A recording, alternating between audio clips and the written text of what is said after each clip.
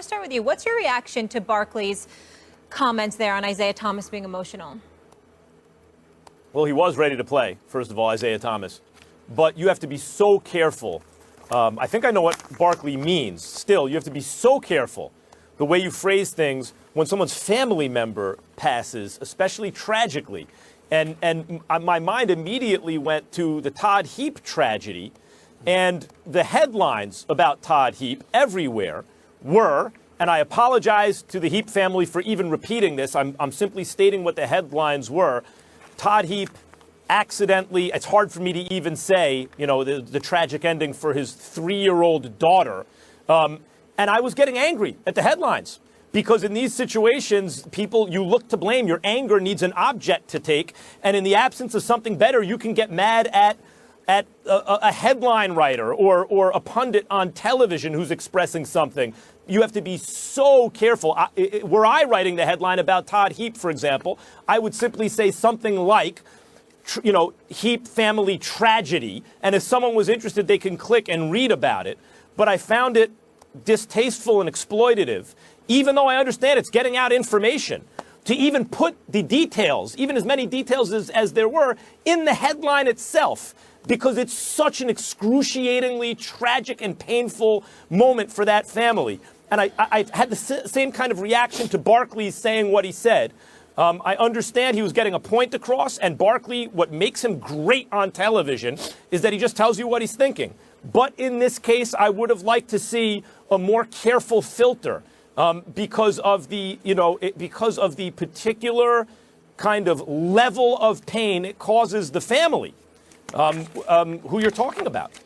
Yeah, Max, I can't make sense of what Charles is saying here. Now, I have the utmost respect for Charles Barkley as an independent thinker, as someone without a filter, and who does this, I think, very clearly, not in an attempt to get attention, anything he ever says, but in a searching attempt to find truth. I think that's what he was doing here. I think he was trying to find insight and truthfulness and telling us what he might have thought as a teammate. I just can't find where he's right in this in any way. Is he making his teammates uncomfortable? Is that what Barkley's saying? Is he uncomfortable with Thomas playing? I don't know. What I do know is this. There are many people who show up to work while going through personal hardships. Some when it's tragic. I know that I've had that situation in my life, Max, and I know very well that you have had it yourself. Without trying to make a trite analogy, it's like one of those flashbangs that goes off in your life like they have in the movies. Everything goes numb. You know, it's almost like you can't hear, you can't see. Everything is boxed out except what just happened to you. And I just saw Isaiah Thomas do one of the most tough things that I can imagine, and that's show up onto a basketball court and not just perform, but perform at the highest level. 33 points, shooting over 50%.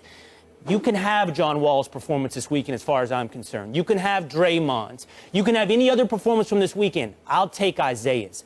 I will ride with Isaiah through this entire playoffs. A guy like that is the definition, the embodiment of toughness. And I don't know how in any way he could have made anyone uncomfortable. That team, this league, is better for Isaiah Thomas. Well, first of all, I think it's important to point out that I think that Barkley made that statement prior to the game. So in other words, Isaiah Thomas was about to play. Usually when you're televising a game, these guys are out on the court shooting and what have you, and the cameras are following them, showing footage of them practicing, prepping for the game. And you saw him sitting on the sidelines in tears, and Avery Bradley was the only one that had to go over to him because obviously they're friends because they grew up in neighborhoods near one another. I have not spoken to Charles Barkley about this. I do not know what point that he was making, but knowing Charles Barkley for years the way that I know him, I didn't take any offense to what he was saying. What I deduced from what he was pointing out was that to see the guy, your star player, in that state of mind, you're not saying it as a criticism. You're saying it's uncomfortable because you realize it's so devastating to him, you don't know what to do. And as players and as teammates, yeah, you have an obligation to go out there and perform. And your sister was not the one that died in a car accident, but you love him.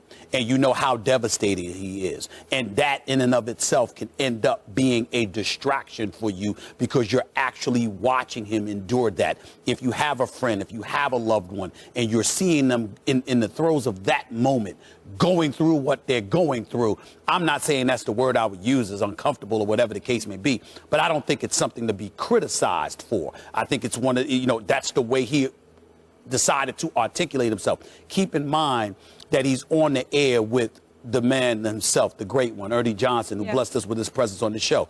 I was interviewing Ernie Johnson, and he was talking about his family. And there was a moment there where he just got silent because you could see he was holding back tears when he was talking about what's in his book. Well, my instant reaction was to be quiet and or to move on from that moment because you're seeing him uncomfortable at that particular moment. Or I was like, okay, I don't know what to do here. That's what I got from Charles Barkley. I got a guy that was a basketball player that was imagining himself in that situation with a teammate that's balling and he's devastated and he's going through just such pain, and you're wondering, my goodness, what do you do here? Thank and you that's for what it highlighting that it was before, Barkley, though, because that's a key Yeah, point. Barkley seems. Go ahead, Max. Barkley seems to have been expressing sympathy to me. Yes. I interpreted it as him expressing sympathy, like maybe this guy shouldn't be here right now. He's going through this enormous, this incredible adversity at the moment.